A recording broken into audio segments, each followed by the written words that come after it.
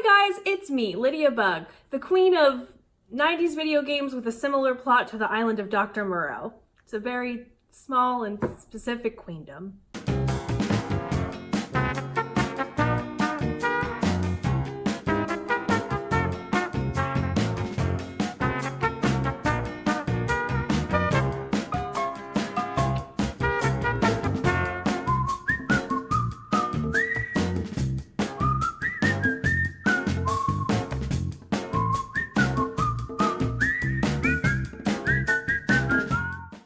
Today I want to talk about Crash Bandicoot because for me it's pretty much the ultimate 90s video game.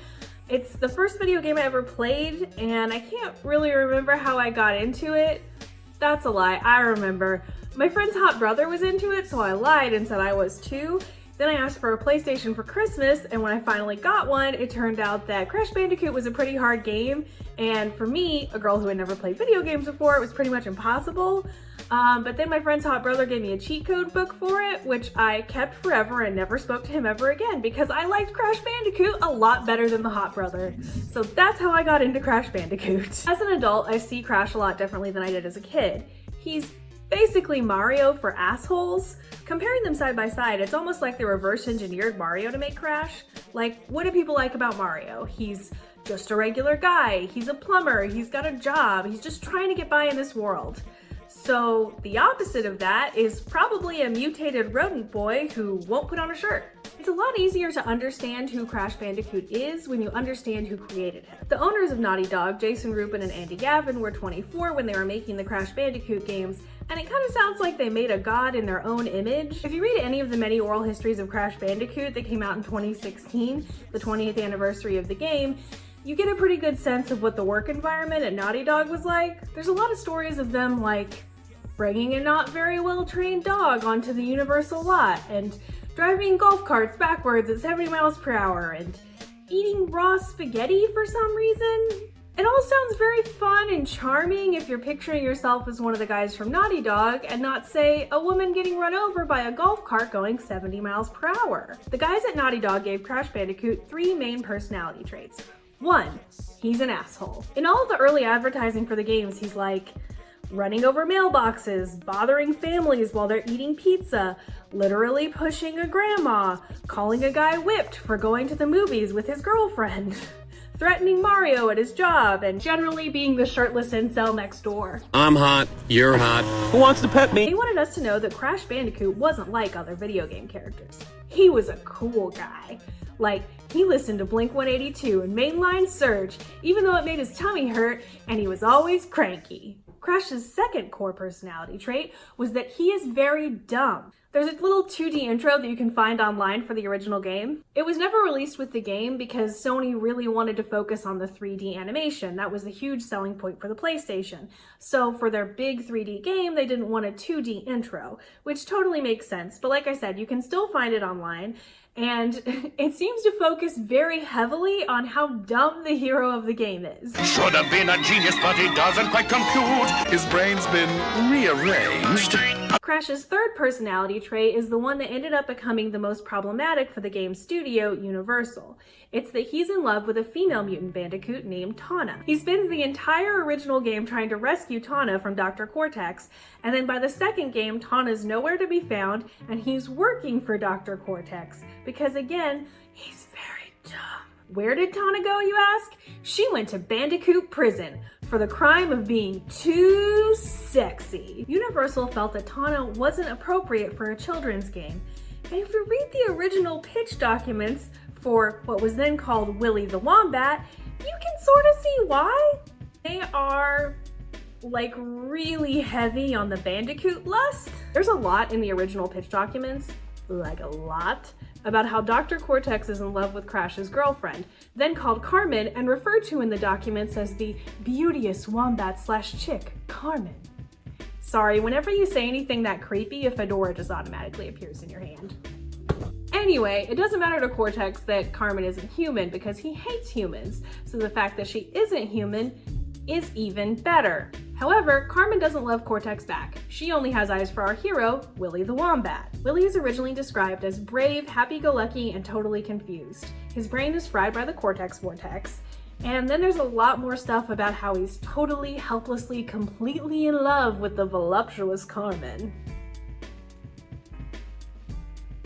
He will swim any river, which he does. He will climb any mountain, which he does. And he will fight any number of foes, which he does, to reach her side and save the luscious female from the clutches of Dr. Cortex. Okay, I'm done.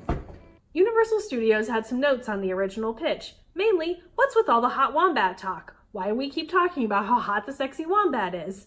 Can we maybe talk more about crate kicking and less about the hot wombat? Okay, what they actually said was, it occurs to me that we have only one female in the entire game, and that's Carmen, who is essentially passive. Perhaps we can make one of the henchmen a female. Wow, Universal, pretty woke for the 90s. I'm gonna give you some claps. They go on. Perhaps the Tasmanian tiger could undergo a change of gender, Tasmanian tigress. She could have a crush on Willie and be angry because he only wants Carmen. One of the other characters, say Pinstripe, could have the hots for the tigress. He is continuously being mauled by her, but is undeterred. The tigress could really have it in for Carmen as she sees the female wombat as competition for Willie. Let me just go ahead and take those claps back.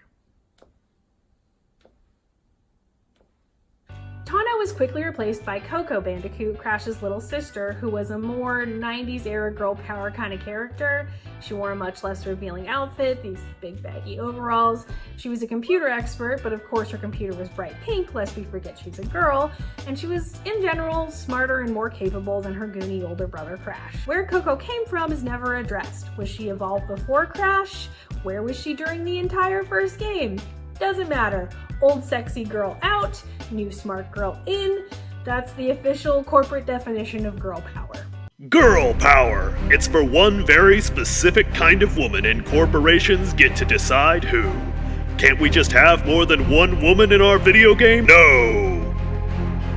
Anyway, the battle for Tawna between Universal and Naughty Dog just kind of makes Crash seem like more of a sad sack. Like, in Universe, she totally dumped him, right? He just seems kind of like a guy who constantly just got dumped. Like, Tawna's used to living in a castle with a guy who, even though he's evil, does have a doctorate. Like, if you're gonna bring a guy home to mom and dad, it's probably Cortex over Crash any day of the week, right? I mean, Crash doesn't even have a home. He lives in the woods. If you rescue someone to the woods, that sounds a lot more like kidnapping? Just saying. I guess I really shouldn't make a big deal about Cortex's doctorate though, because in the Crash Bandicoot universe, a college education is the clearest indication that you're evil. Like, half of the villains either have a doctorate or are described as being a deranged genius. Other than Dr. Neocortex, there's his many assistants like Dr. Nitrous Brio, Dr. InGen, Dr. Nefarious Tropy, the engineer Ebenezer Von Clutch from Crash Team Racing. This game seems to exist in a world where once your IQ goes above a certain number, you just go completely insane, which I guess makes sense when your main character's main personality trait is that he's stupid. Like, I guess if you wanted to assign a thesis to the Crash Bandicoot games, it's kind of that, like, smart people are bad and dumb people are good?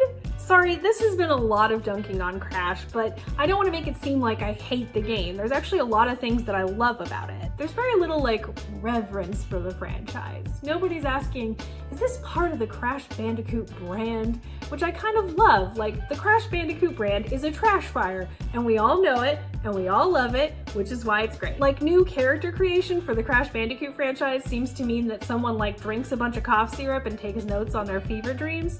The characters are great. Here's a rundown of my top 5 favorite Crash Bandicoot characters in no particular order. Number 1, Willy Wumpa Cheeks. He's a living Wumpa fruit whose nose is a nozzle through which he serves a beverage called Wumpa Whip. Everyone else is rightfully horrified by this, but Crash Bandicoot thinks it's delicious. Number 2, Small Norm. He's from the planet Phenomena, he's into reading books, he's a really good race car driver, and he's super into mime, which apparently exists on alien planets. Number 3, Dr. Roo. Ripperoo was one of the original mutated animals in the Crash Bandicoot games, but between 1 and 2, like most insane people in the Crash Bandicoot universe, he got a doctorate. To show this improvement in his status, he was given a top hat, a cane, and a mustache. Because sure, Crash Bandicoot. Number 4, Baby T. Crash Bandicoot travels through time and gets a baby T-Rex because, obviously. 5.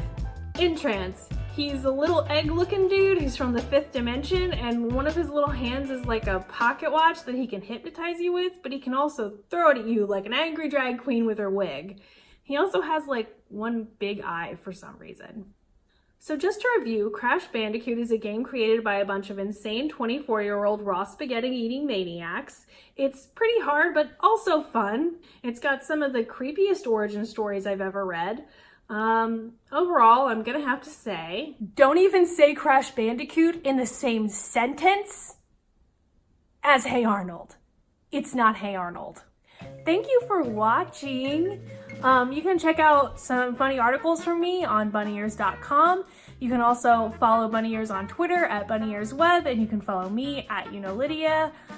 Don't forget to like and subscribe, and that's it. Bye. You are freaking lumberjack!